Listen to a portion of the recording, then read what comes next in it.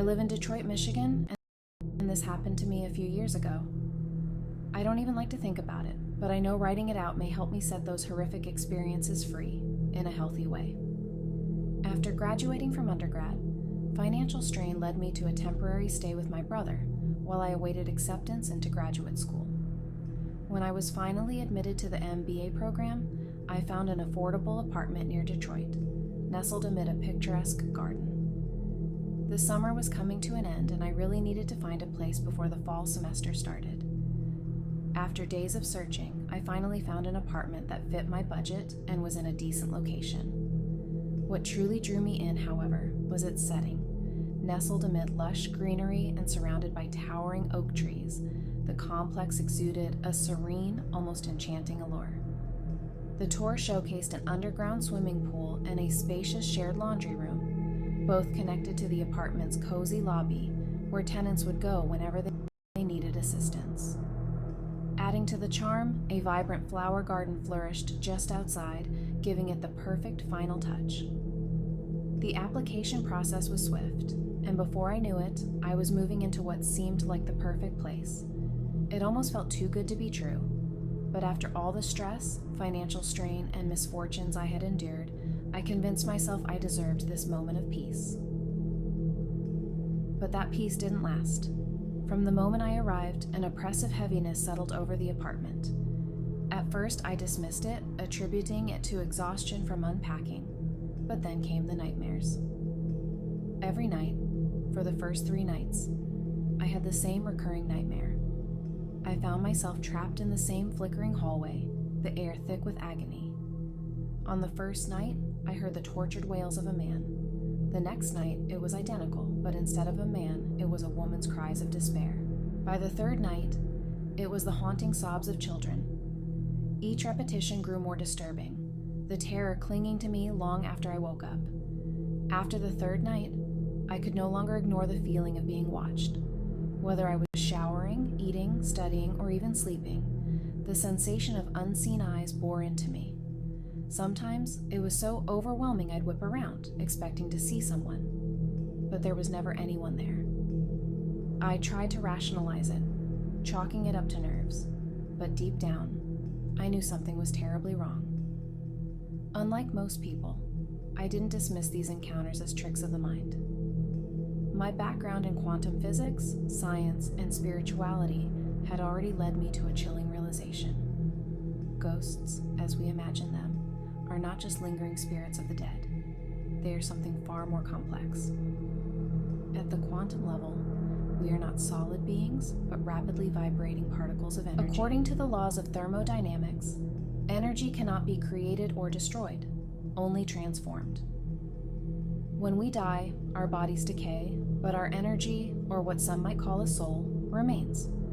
There is even a substance called protoplasm, and some even suggest that the concentrated energy of former deceased people can harvest energy from other sources, like especially during a full moon. Depending on how much energy can be transferred, a ghost can be anything from an orb of light to a blob of moving energy, or a shadow, and sometimes, if the circumstances are aligned, it can be a full-blown apparition of the physical person, the way they remember themselves to be before they died.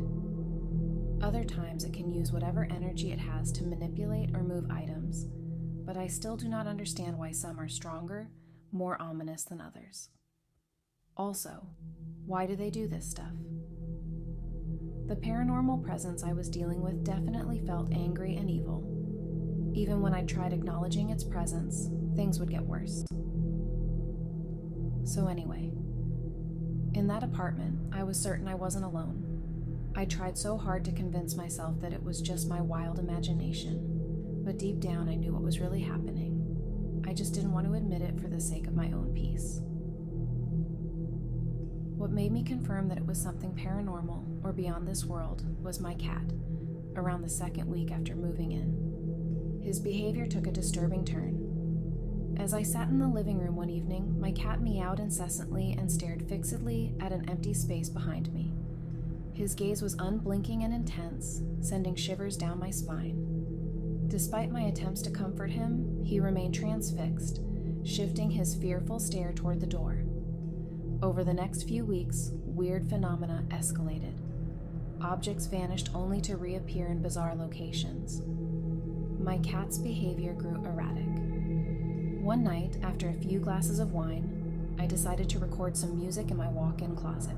I set up my microphone and studio equipment in the closet because it was very effective in blocking any nearby ambience, which helped ensure crisp, clear recordings. I'll never forget this. The recording volume captured strange, unintelligible radio broadcasts, despite my Wi-Fi being turned off, not that this would even help. As I adjusted the volume, a cabinet in the kitchen slammed shut with a force so clear through my headphones that it nearly deafened me.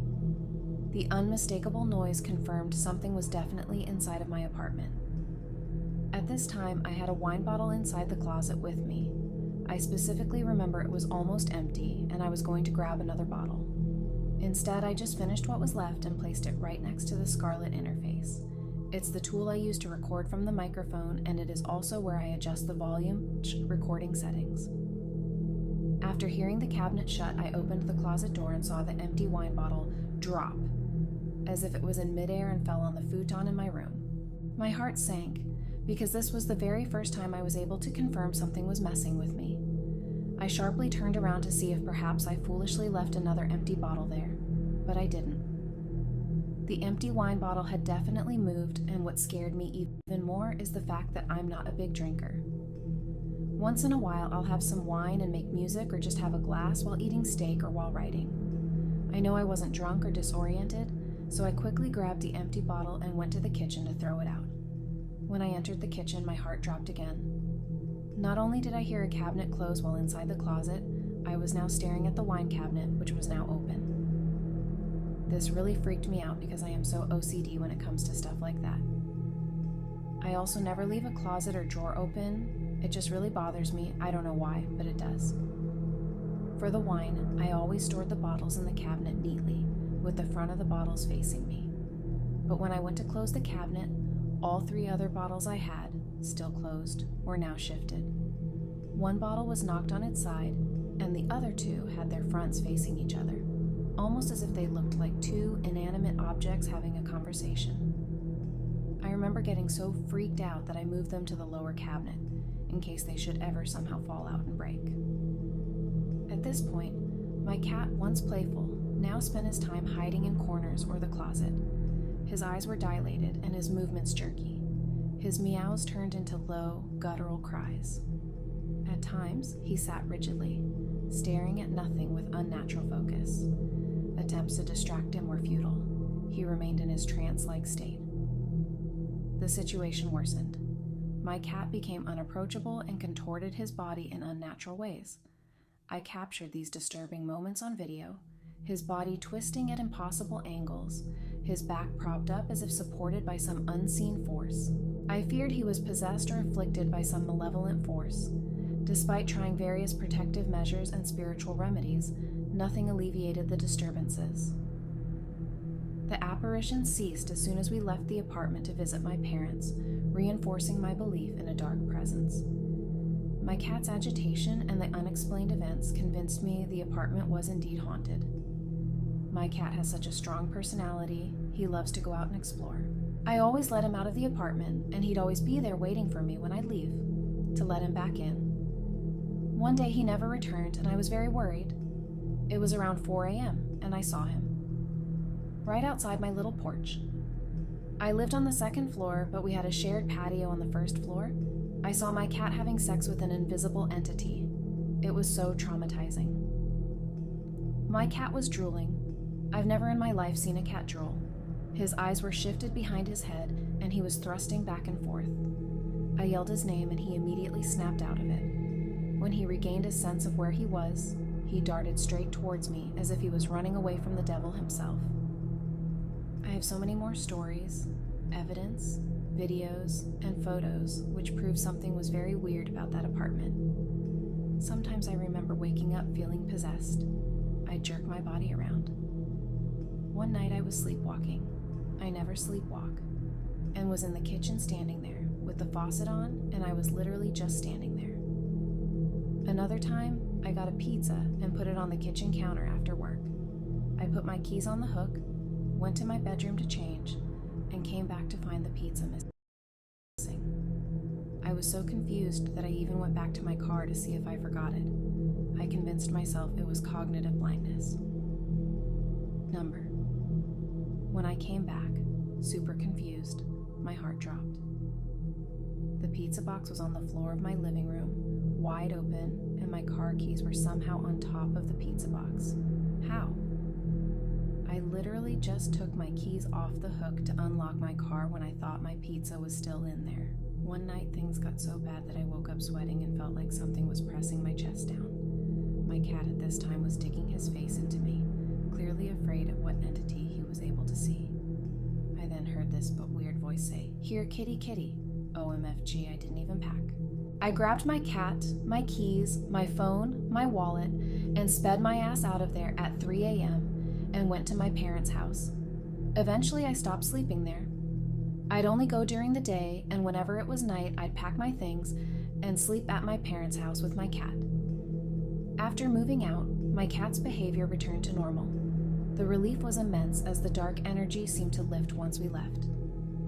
My experience at this apartment, which I nicknamed Haunted Gardens, remains a chilling testament to the inexplicable forces that can disrupt our lives.